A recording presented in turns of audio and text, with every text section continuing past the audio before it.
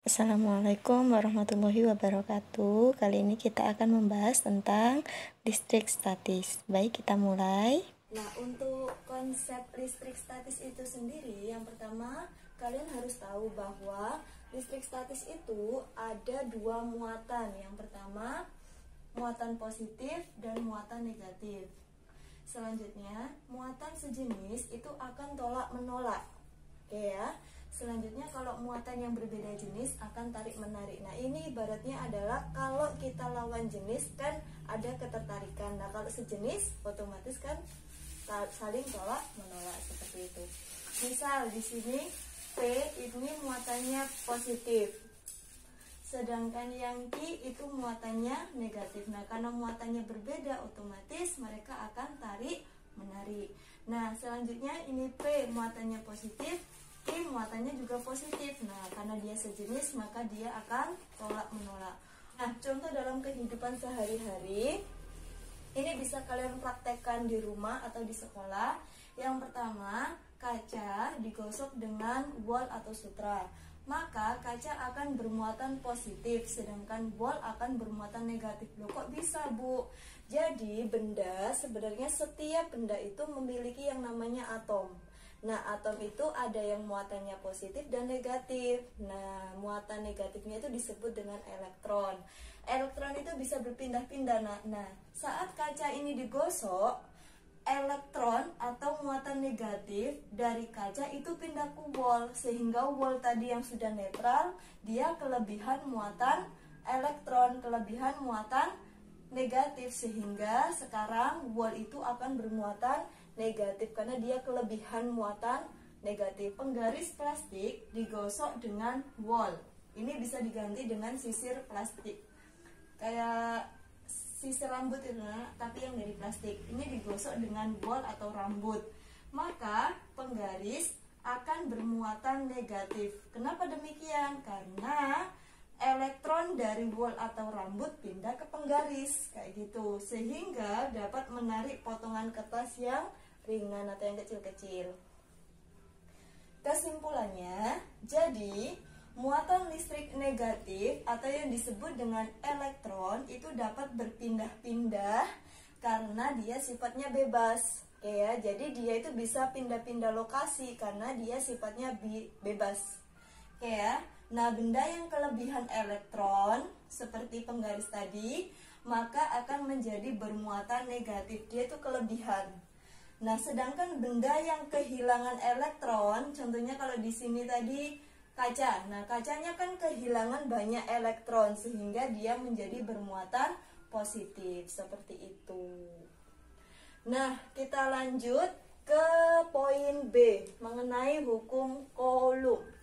Jadi ada istilah gaya Coulomb. Nah, gaya Coulomb itu adalah gaya tarik-menarik atau gaya tolak-menolak dua muatan yang didekatkan.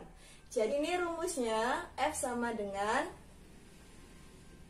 K dikali Q1 kali Q2 dibagi R kuadrat. Nah, kan ini terlihat sangat rumit ya, maka kalian bisa membuat sebuah singkatan. Nah, ini ada salah satu singkatan yang bisa kalian gunakan. Contohnya adalah K, Ki, Ku, remek-remek. Kenapa sampai remek-remek? Karena R-nya ini kan double, jangan sampai cuma satu. Karena kalau ini R-nya nggak kamu kuadratkan, hasilnya otomatis salah. Kayak gitu ya. Jadi K itu adalah konstanta, artinya nilai ini sudah ketetapan. Nggak usah dicari, dia sudah ada. Nilainya adalah 9 dikali 10 pangkat 9 Newton meter kuadrat per Coulomb kuadrat. Jadi Coulomb itu C ini loh nak. Selanjutnya Q1, Q2. Kalau Q1 berarti muatan di benda 1, Q2 berada di muatan di benda 2. Misal kita mendekatkan antara paku dengan magnet. Nah, kayak gitu. Jadi muatan 1 di paku, muatan 2 di magnet. Kayak gitu maksudnya. Sedangkan R itu radius, jarak. Nah, jarak kedua muatan. Jadi misal ini P di sini, Q di sini. Nah, jaraknya itu R. Nah, di sini dari beberapa contoh soal yang Bu Arum temukan itu ada yang menggunakan satuan. Kalau ini kan harusnya C ya, C itu kolom. Nah, ternyata di buku itu ada yang menggunakan satuan UC. UC itu mikrokolom. Nah, UC ini merubah satuannya itu dia cukup ditambahi kali 10 pangkat minus 6. Otomatis dia berubah. Ini kayak ngerubah kilometer ke meter, kayak semacam itu. Nah, cuma bedanya ini kamu ganti dengan kali 10 pangkat minus 6. Contoh, 2 mikrokolom sama dengan berapa kolom? Nah, ini tetap tulis 2-nya, tinggal UC ini supaya jadi C ini dikali 10 pangkat minus 6. Contoh lagi, 4 mikrokolom. Nah, 4-nya tetap, perkaliannya ditambahkan dengan 10 pangkat minus 6, berubah satuan jadi kolom. Sangat sederhana. Nah, karena ini semuanya nanti kita bahasnya kan pakai pangkat-pangkat ya, pangkat. Nah, otomatis kalau merubah satuannya ini biasanya kan harusnya meter. Kadangkala di soal itu kamu dikasih satuan senti, jadi harus merubah dulu. Jangan sampai kalian merubah sentimeter ke meter tuh dalam bentuk 0,0, kesulitan. Maka kita buat dalam bentuk berpangkat. 2 cm dirubah ke meter, naik berapa? Sentimeter, desimeter, meter, naik 2 kan? Berarti naik itu kan kalian taruh di atasnya ini, naik sebanyak 2, karena naik itu dibagi. Jadi kan bahasanya gini, 2 cm dirubah ke meter itu kan dibagi 100. Nah, seperti ini kan, Nak? Nah, 100 ini ibaratnya adalah 10 pangkat 2. Nolnya 2 kan, 10 kali 10 kan 100. Nah, karena kita nulisnya biar nggak pembagian gini susah nanti. Jadi kalian bisa rubah, yang bawah ini bisa ditaruh ke atas. Caranya adalah merubah tanda pangkat. Jadi 2 kali 10 tetap pangkat 2 positif diganti jadi negatif. Nah, 2 muatan, Q1-nya itu 3 mikrokolom, Q2-nya 4 mikrokolom. Ini kita tulis dulu diketahui. Jadi baca soal, tulis apa yang diketahui.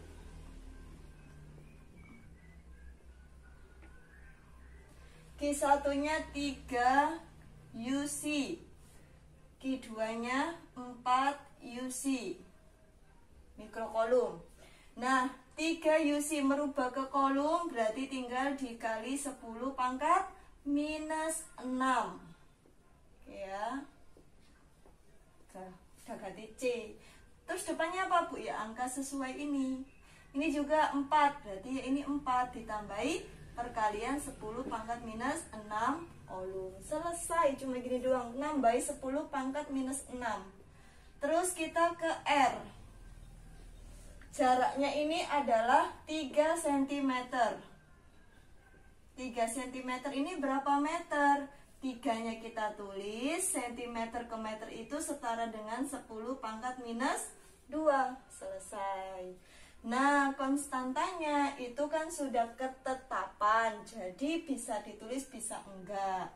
Kita tulis aja biar enggak bingung. 9 kali 10 pangkat 9. Nah, sekarang yang ditanyakan pastikan gaya F. Jawab. F sama dengan, tulis rumusnya K, Q, Q, remek. Nah, kayak gini kan. Sekarang kita masukkan angkanya. K-nya ini adalah 9 kali 10 pangkat 9. Stop. Perkalian lagi. Q1-nya tulis 3 kali 10 pangkat minus 6. Stop. Lanjut Q2. Ini saya pakai titik ya, biar tidak terlalu banyak tanda kali. Q2-nya itu 4 kali 10 pangkat minus 6. Stop. Lanjut ke sini. Nah, ingat ya nak, R itu dikuadratkan. Supaya kalian nggak sampai lupa, usahakan kamu kuadratkan di sini. 3 kali 10 pangkat minus 2, kalau dikuadratkan hasilnya adalah 3 pangkat 2, 9. Nah, 10 pangkat, kalau ini pangkat minus 2, pangkat minus 2, dalam kurung 2 ini berarti tinggal dikali. Berarti minus 4. Oke ya, semoga bisa memahami. Jadi, 3 kali 10 pangkat minus 2 dikuadratkan, itu 3 kuadratnya kan 9. Negatif 2 kalau dia pangkat ketemu pangkat tinggal mengalikan. Negatif 2 kali 2 negatif 4. Selesai. Jadi di sini R-nya kita masukkan yang hasil akhirnya ini. Ini yang sudah R kuadrat. Berarti ini R kuadratnya adalah 9 kali 10 pangkat minus 4. Oke ya. Pelan-pelan aja biar paham.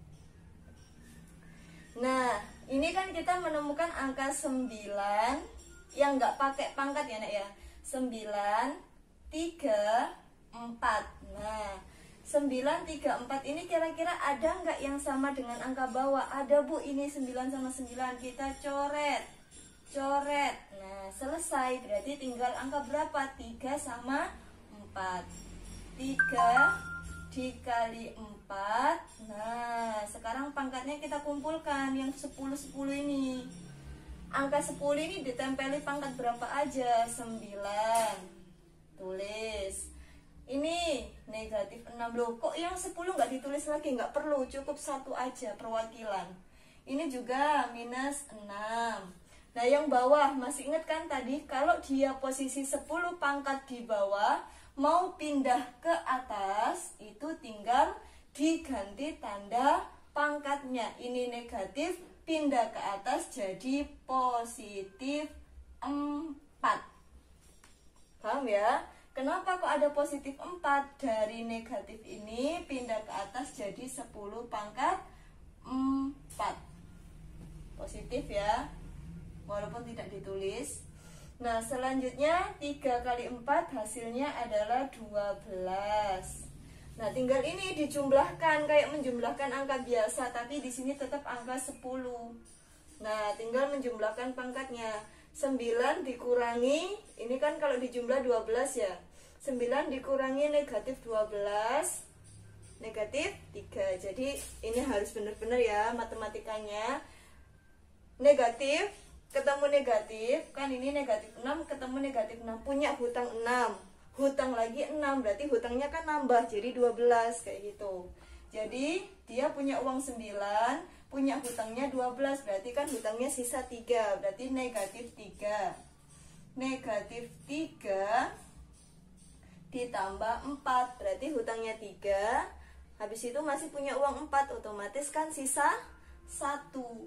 Nah, 1 ini biasanya nggak usah ditulis, nggak apa-apa, tapi biar kalian paham dari mana 1 ini, nah saya tulis aja. Jadi hasilnya adalah 12 dikali 10 sama dengan 120, satuannya Newton. Selesai.